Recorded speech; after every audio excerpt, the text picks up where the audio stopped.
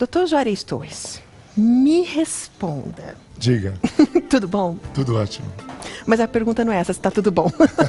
A pergunta é, por que depois que casa o casamento esfria? Calma. Tá bom. 3315-1390 é a sua linha de pergunta aqui para nós. Esse é o papo de hoje. Vem comigo. De pequenininho, oferecimento Fraldas Mili, conforto e segurança para seu bebê. Por quê? Vamos falar das 5 escalas do termômetro do relacionamento. Primeiro, luto da paixão. Calma, deixa eu anotar. Luto da paixão. Luto da paixão. Depois, choque de expectativa. Nossa, que profundo isso. Isso Exatamente. é choque de expectativa. Chegada dos filhos. Pode esfriar o casamento? Crise da meia-idade. Crise da meia-idade. E por último, síndrome do ninho vazio. Ixi. Então, tudo isso aqui pode determinar o casamento mais frio. Exatamente. Então, nós temos que administrar muito bem cada uma dessas fases. Então, luto da paixão. Passou. A paixão, aquela coisa, eu preciso de você, aquela euforia, e aí a pessoa começa a observar que cada um tem uma expectativa diferente dentro do que é relacionamento. Cada um teve uma criação, já falamos sobre isso em outros programas, tudo. Então a coisa começa a diminuir. É bom, mas não é tão bom assim. Eu conheci uma amiga que o marido largou dela porque o marido chegou para ela e falou assim, eu não sinto mais aquele negócio por você, meu bem. Largou. Então, porque não administrou muito bem essas 5 fases que eu falei para você do relacionamento. Luto da paixão, talvez? Exatamente, ele entrou no luto da paixão, faltou uma abertura maior, falar, conversar, compartilhar e ver o que estava se perdendo ou se diluindo nessa primeira fase aí, que a gente chama de luto da paixão. E o choque de expectativa? Cada um tem um desejo, um sonho, quer realizar e de repente um não entra no sonho do outro. E aí você acaba se sentindo meio que abandonado naquilo que quer conquistar. Por isso a gente chama de choque de expectativa.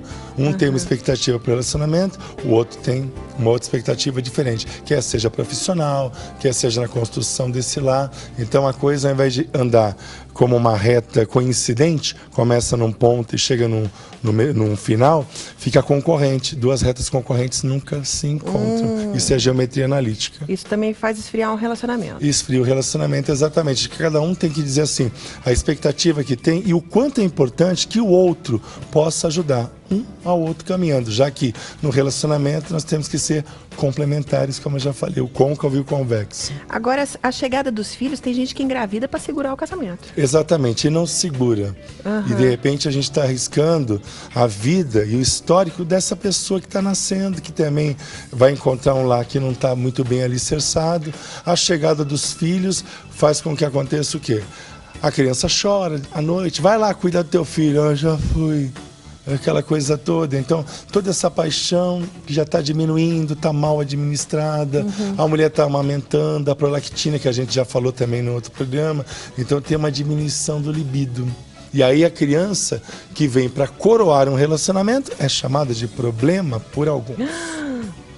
Crise da meia-idade faz esfriar um relacionamento? Exatamente, os filhos agora são adolescentes, os pais já são idosos, temos que administrar os pais idosos, o filho adolescente, essa mudança toda, e o casal que não trabalhou as fases anteriores vai fazer com que aconteça o quê? Aquela coisa assim, mas você não está interessado na minha mãe que está doente? Você não pode levar a minha mãe no médico? É a sua mãe, não é a minha mãe. Aí começa aquele...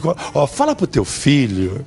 Olha, fala pra tua filha. Espera um pouquinho. São nossos filhos. Nossa. É esse choque que acontece. E a maioria das separações acontece exatamente aí. Nessa fase aí? Nessa fase. Com filho adolescente. Exatamente. E aí o que acontece? Justamente na fase de formação e transição para a idade adulta, ele vai entrar em crise, porque não tem um lar alicerçado. Crise de referenciais. Culpa dos pais. Culpa dos pais também, que não nutriram isso na caminhada. E a síndrome do ninho vazio?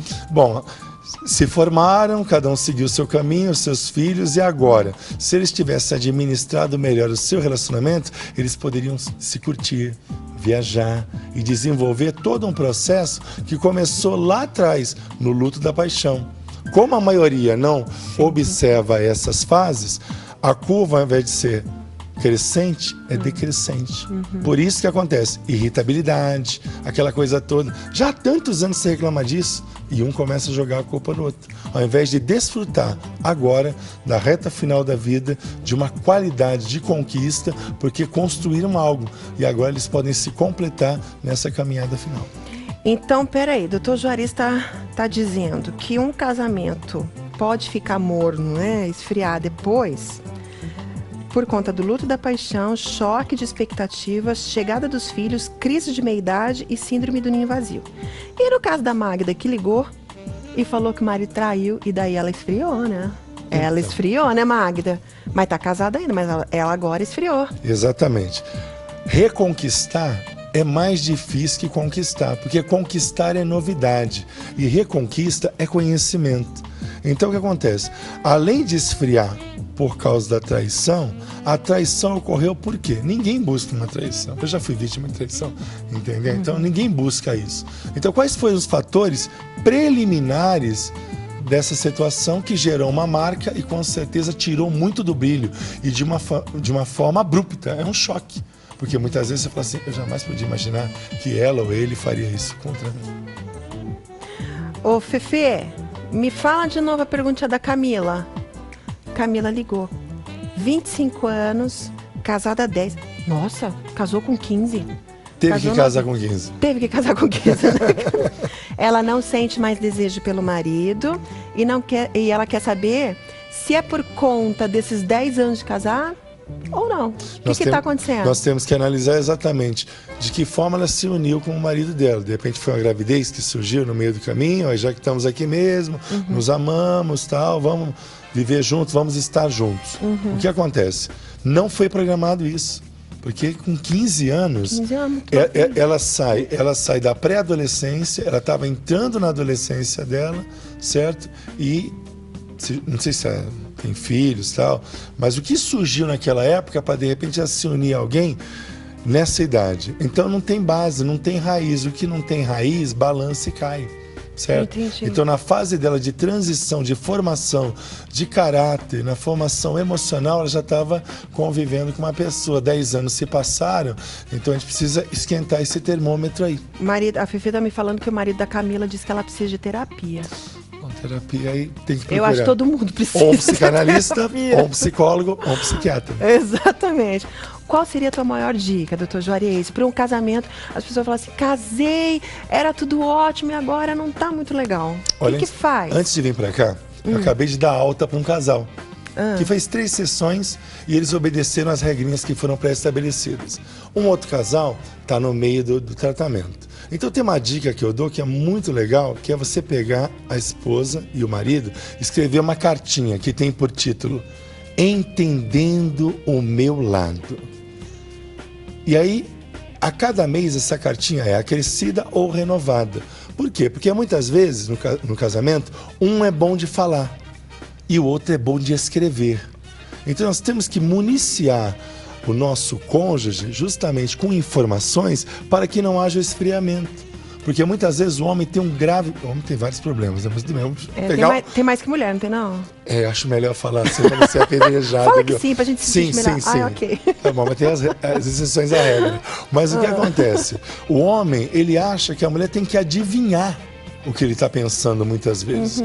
Porque o homem, ele tem uma dificuldade de se desprender do cordão umbilical. Então ele muitas vezes acha que a mulher, que é esposa, tem que ser a mãe dele. Isso é diagnóstico padrão, viu? Entendi. Fundamentado em consultório. Então por que não escrever mês a mês as expectativas que tem dentro do relacionamento? É tão simples, ó. Entendendo o meu lado. A mulher escreve, o marido escreve, eles trocam a cartinha e vão avaliando. Que bonito. Entendeu? E dá resultado, viu? Nossa, adorei. Mas pera, não tô acabando não. Olha só, eu achei bonito. Quando você toca, tá no final. Não, pera. Cadê? Deixa eu achar. A Elisângela ligou. Ela falou assim, e quando a mulher engorda? e o marido esfria porque ela engordou. Ah, eu ia dar minha opinião, mas fala aí. Então vamos lá. O amor acaba? Se a mulher engordar, o amor acaba? Então, a minha esposa, sem querer expor a minha esposa, ela teve a minha bebê linda, aquela boneca que você conhece. Linda. Mês que vem ela vai estar aqui, viu? Tá. Certo, você vai bom. amar minha esposa. E ela fala assim, amor, eu tive a bebê, eu tô 10 quilos mais gorda. Aí eu olho aponto pra bebê. Amor, você não tá entendendo o que eu tô falando? Aí eu aponto pra bebê. Você não tá entendendo? Amor, você tá 10 quilos mais gorda porque você realizou meu sonho.